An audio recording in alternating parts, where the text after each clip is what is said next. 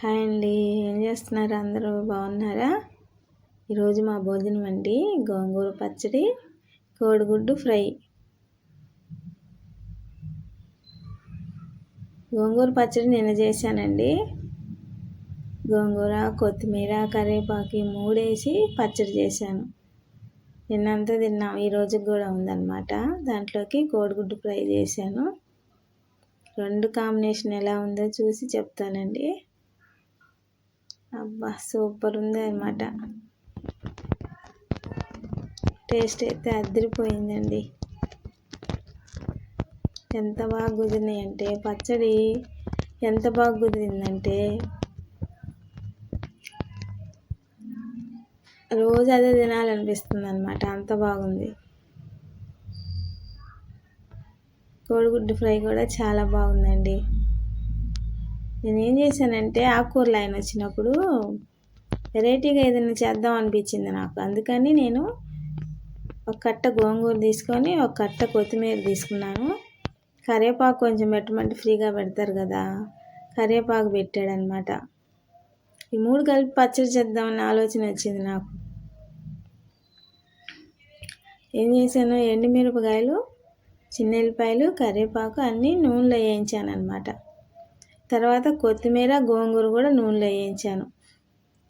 First ఎండుమిరకాయలు మిక్సీలో వేసి, చిన్నెల్లిపాయలు, ఎండుమిరకాయలు, చింతపండు వేయలేదు, అంటే పుల్ల గోంగూర కాబట్టి పులుపు సరిపోద్ది అనమాట. అవి బాగా నలిగిన తర్వాత కొత్తిమీర వేసాను. కొత్తిమీర కొంచెం కష్టం అండి నలగటం. తర్వాత గోంగూర వేసాను అనమాట. అసలు టేస్ట్ ఉందండి, మామూలుగా లేదు. కోడిగుడ్డు ఫ్రై కూడా భలే ఉందండి. దాంట్లో కూడా ఏం మసాలా ఏం వేయలా నేను. ఉప్పు, కారం, నూనె, ఉల్లిపాయలు అంతే. ఎందుకు బాగుందంటే నా దగ్గర ప్రీతి మిక్సర్ జార్ ఉందండి, దాంట్లో వేస్తాను నేను ఉల్లిపాయలు. అది ఎంత సన్నగా కావాలంటే అంత సన్నగా కట్ చేసిద్ది. సన్నగా కట్ చేసిన దాన్ని మనం నూనెలో వేపామంటే ఇంకా మగ్గిపోయి ఇంకా సన్నగా అవుతాయి కదా. అప్పుడు మనం గుడ్డు కొట్టి పోసామనుకోండి, ఇంకా ఉల్లిపాయ ఎక్కడ కనపడిద్ది, మనకంతా కోడిగుడ్డు కనపడిద్ది కదా. చూడండి, ముక్కలు పెద్ద పెద్దగా ఉన్నాయి. అందుకని టేస్ట్ చాలా బాగుందన్నమాట.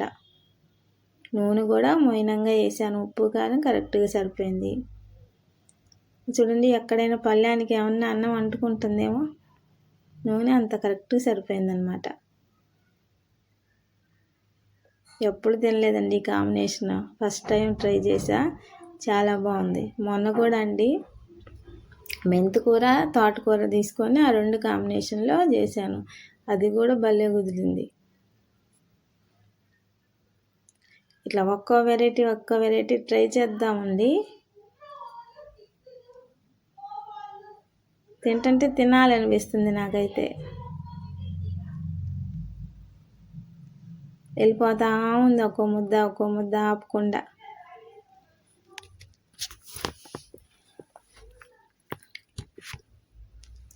నాలుక రుచి తగిలితేనేనండి పొట్టలోకి వెళ్ళేది, లేదంటే అస్సలు అన్నం తినబుద్దే కాదు. చూడండి ఎంత ఫాస్ట్గా కలిపేసుకొని తినేస్తున్నాను.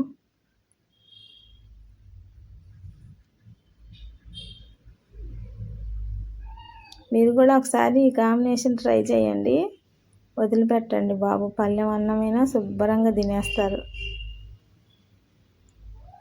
పొద్దున తిన్నామంటే, పొద్దున 11, 11:30, 12 లోపు తిన్నామంటే ఇంకా మళ్ళీ సాయంత్రం 7 తర్వాతే కదా మనం తినేది.